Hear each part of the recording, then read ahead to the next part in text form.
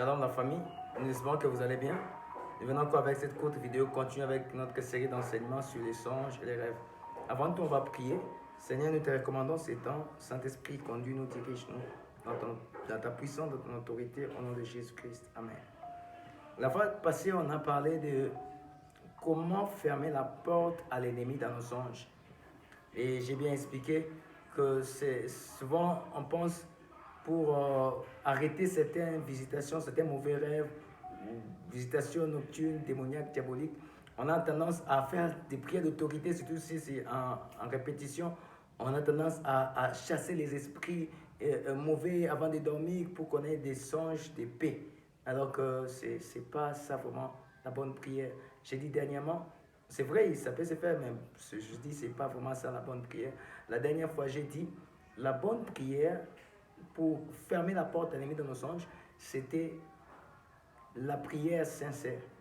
J'ai parlé de Psaume, je me suis basé sur Psaume 145, verset 18.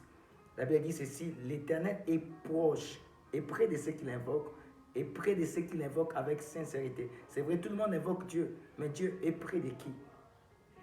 Quand tu l'invoques avec sincérité, il est près de toi. Et souvent, avant de dormir, faisons des prières sincères à Dieu. Parlons à Dieu d'une manière sincère. Et quel est le type ou quelle est cette forme de prière sincère qui pourra fermer la porte à l'ennemi? J'ai parlé premièrement la fois dernière que la prière sincère, d'abord par rapport au péché. Tu dois t'examiner ta vie, tu dois t'examiner pendant la journée, comment tu t'es conduit, et aussi voir même vers les dernières minutes avant d'aller dormir, l'état de ton cœur. Tu vérifies si réellement tu t'es laissé ou plongé par un péché, je ne sais pas quoi. Tu peux te libérer de ça. Demande à Dieu pardon. Le sang de Jésus-Christ va te laver, il va te purifier, et tu vas fermer la porte à l'ennemi avant de dormir. Sois sincère à Dieu. Si tu sens la culpabilité continuer, bien que tu aies demandé à Dieu pardon, appelle même un homme de Dieu, parle à quelqu'un et confesse ses péchés.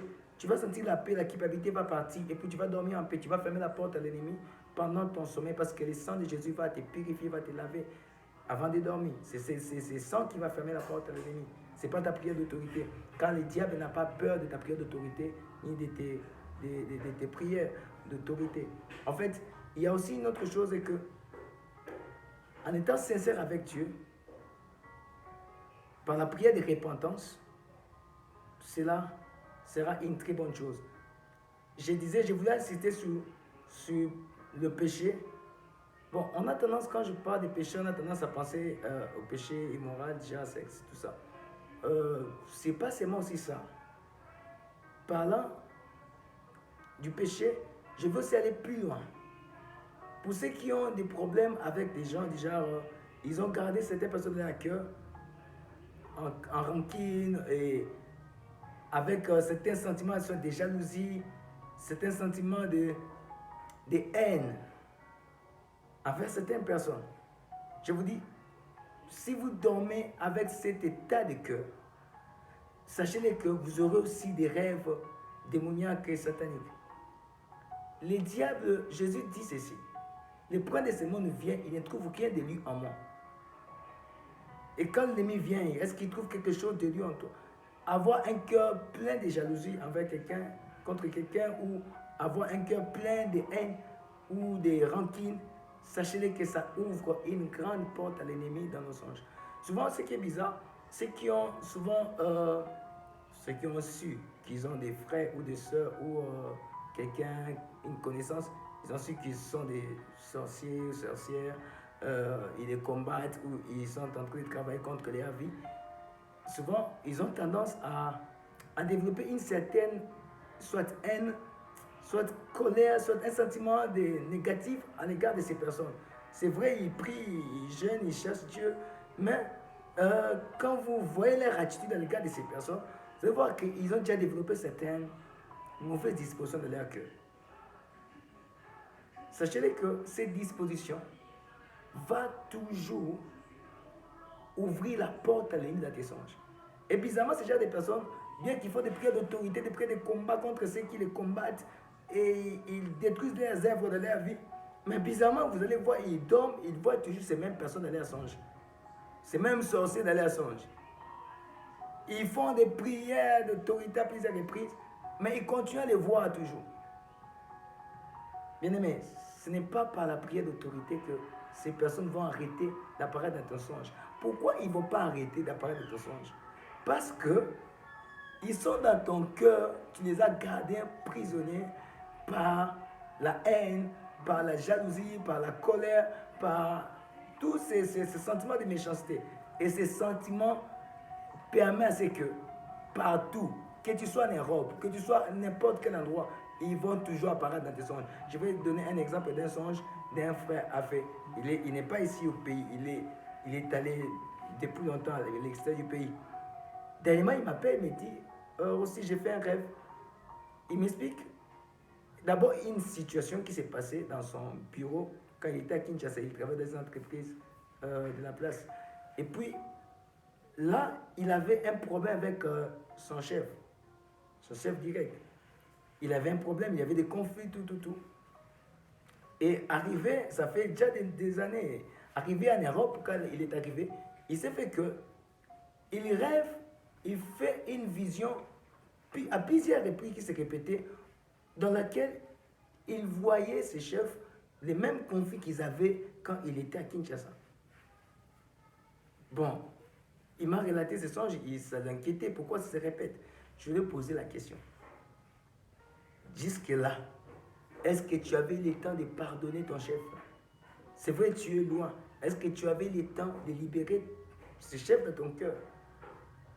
Il m'a dit oui, bon, il a essayé de vouloir être un peu sincère. Bon, j'avais compris que ce n'était pas vrai. Et je le compte dans une prière sincère. Et la prière sincère, c'est une prière où tu libères ton cœur de certains, tu libères certaines personnes de ton cœur. Ils vont continuer à apparaître dans tes songes, dans tes rêves, parce que tu les as gardés dans ton cœur. Tu marches avec eux partout où tu vas. Parce que ton cœur les a emprisonnés. Voilà pourquoi quand on parle des vrais jeunes dans Esaïe, on dit qu'il faut libérer certaines personnes qu'on a arrêtées dans nos cœurs. Et cette attitude fermera la porte à l'ennemi dans tes songes, dans tes rêves. Quel est l'état de ton cœur? Voilà pourquoi l'ennemi a toujours tendance à venir t'oppresser. Surtout ces gens, si réellement la personne est d'un mauvais état d'âme spirituellement, et il sait que tu connais qu'il n'est pas bien spirituellement, et ils savent que souvent on a la tendance à développer certains sentiments négatifs à leur égard. Et sachez-les, ils vont se jouer de toi, même dans tes songes. Et le diable va trouver la porte d'entrée. C'est un peu ça, je voulais d'abord clore avec cette histoire des péchés pour être un peu large, c'est pas seulement lié au péché sexuel, tout ça, c'est dans beaucoup de directions. On continue encore, nous sommes en train de continuer. Je vais ajouter un autre élément qui ouvre la porte à l'ennemi et pour lesquels on devons faire la prière sincère avant de dormir. Là, je suis dans l'histoire de Job. Souvent, on a tendance en voyant l'histoire de Job, on a tendance à se dire, oui, parce que c'est clair, dans la Bible, au début du livre de Job, on voit comment le diable a combattu Job ou a attaqué la vie de Job, la vie financière, la vie matérielle, ses affaires, sa santé. Parce que Dieu avait donné l'autorisation au diable de toucher à ce qui appartient à Job. Mais Dieu avait dit à Satan, ne touche pas à sa vie. Donc à son âme, ne touche pas à sa vie. Bizarrement, vous allez voir un élément que je vais aujourd'hui nous éclairer sur ça. On a souvent tendance à ne pas voir cet aspect-là dans l'histoire de Job. On voit seulement d'autres aspects que le diable a touchés. Mais je vais vous rassurer que le diable avait touché même les songes de Job. Les songes de Job étaient touchés. Alors que le diable n'avait pas l'autorisation d'aller au niveau des songes. Sachez-le qu'il a eu l'autorisation par Job lui-même. Job lui-même lui avait donné la place de l'attaquer, de lui donner de mauvais songes. Et on va lire Job chapitre 7, le verset... prenons le verset 13. Le verset 13, on dit ceci. Quand j'ai dit, mon lit me soulagera, Ma couche calmera mes douleurs. Donc Job se disait que quand je vais dormir, je vais me soulager, ça va me soulager mon sommeil. Et puis, je n'aurai plus de douleur pendant mon sommeil. Je vais quand même me reposer pendant le sommeil. Mais écoutez ce qu'il dit dans verset 14. Il dit, c'est alors que tu m'effraies par des songes, que tu m'épouvantes par des visions, par des visions. Je vais lire ça dans la version Parole de vie. Parole de vie dit ceci.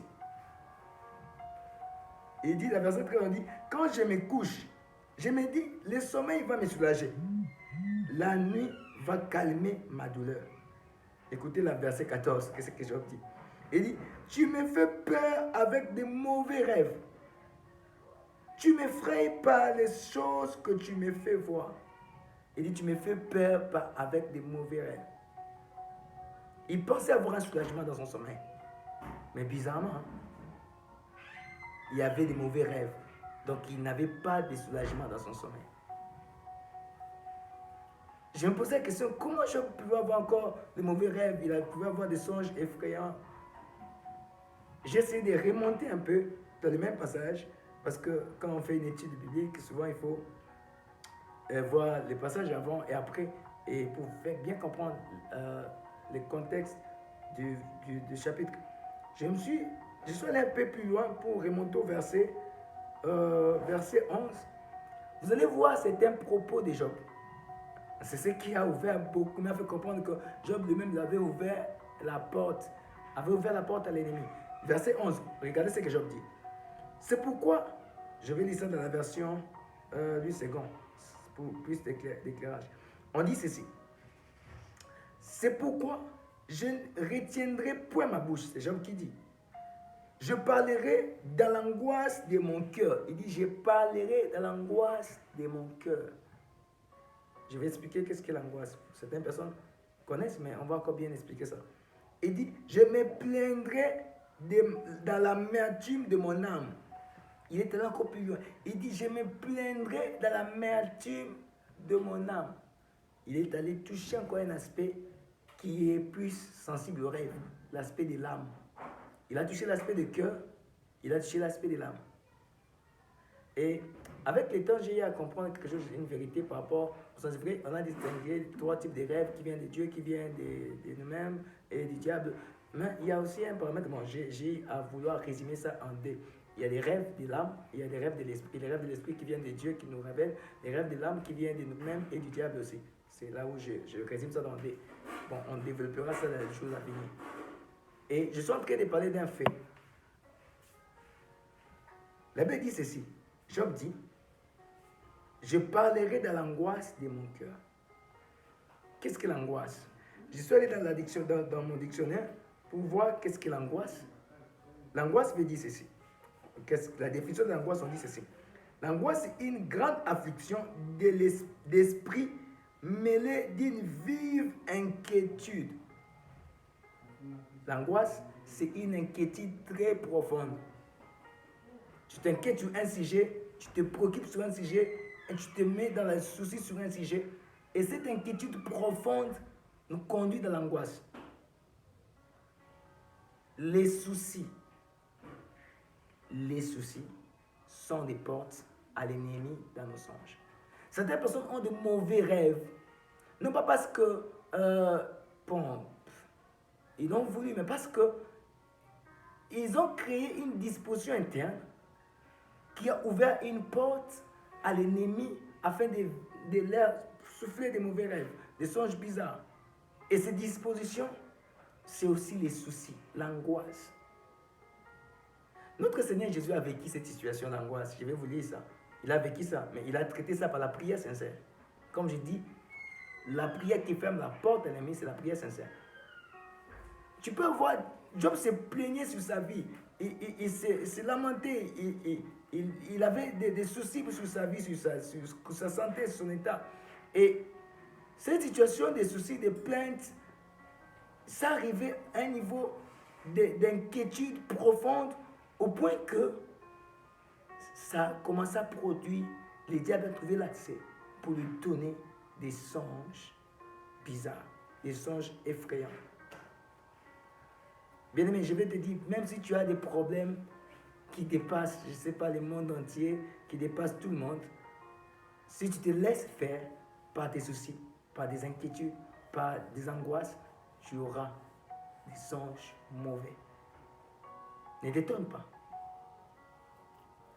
Et regardez comment Jésus, notre Seigneur, a traité cela. Et même les soucis doivent être traités par la prière sincère. Je vais lire dans le livre de Matthieu, chapitre 26, verset 37, dit ceci. Là-dessus, Jésus alla avec eux dans un lieu appelé Gethsemane. Et il dit aux disciples, asseyez-vous ici pendant que je m'éloignerai pour prier.